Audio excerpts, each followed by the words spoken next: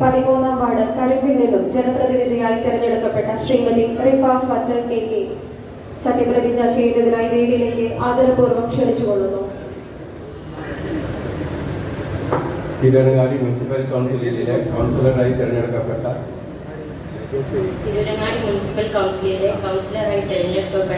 Rifa ഫത്ത് KK എന്ന ഞാൻ നിയമാനുസരണം നടപ്പാക്കിയ ഇന്ത്യൻ ഭരണഘടനയോട് യഥാർത്ഥമായ വിശ്വാസവും കൂറും പുലർത്തുമെന്നും ഇന്ത്യയുടെ പരമാധികാരവും അഖണ്ഡതയും നിലനിർത്തുമെന്നും ഭയാശങ്കയോ മമതയോ വാത്സല്യമോ വിദ്വേഷമോ കൂടാതെ ഞാൻ എൻ്റെ ഔദ്യോഗിക കർത്തവ്യങ്ങൾ യഥാവിധിയായും വിശ്വസ്തയോടും എൻ്റെ പരമാവധി കഴിവും അറിവും വിവേചന ശക്തിയും ഉപയോഗിച്ചുകൊണ്ട് നിർവഹിക്കുമെന്ന് അള്ളാഹുവിൻ്റെ നാമത്തിൽ സത്യപ്രതിജ്ഞ ചെയ്യുന്നു.